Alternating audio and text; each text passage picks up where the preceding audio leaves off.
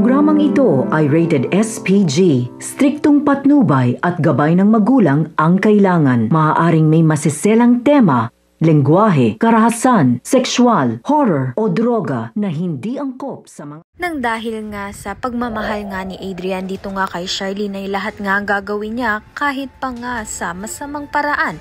Kaya naman nga't nawalan na nga sa sarili ito nga si Adrian at kinuha niya nga itong si Charlene upang ikulong nga. Mabuti na nga lang ay matalino nga ang lolo ni Xavier pati na rin nga itong si Leilani dahil alam nga nila kung nasan nga tinago ni Adrian ito nga si Charlene dahil nakuha nga siya sa CCTV at kahit isang abogado pa nga siya ay hindi na nga siya pagkakatiwalaan pa nga ni Leilani at ng lolo ni Xavier. Samantalang dahil bihag na nga ni Adrian, ito ngang si Charlene ay gagawa naman ng paraan ito ngang si Charlene upang makalaya nga siya. Kaya naman nga't nang pakakainin na nga siya ni Adrian ay ang tinidor ay hawak-hawak nga nito ni Charlene upang labanan nga itong si Adrian at tuluyan na nga siyang makalaya. Sakto naman nga ang dating ni Leilani at ng lolo ni Xavier upang ang tulungan nga itong si Charlene na makatakas. Sa kabilang banda naman nga lumabas na nga ang katotohanan na mahal pa rin nga talaga ni Xavier ito ngang si Princess na pipilitan nga lang siyang mahalin ito ni Liberty.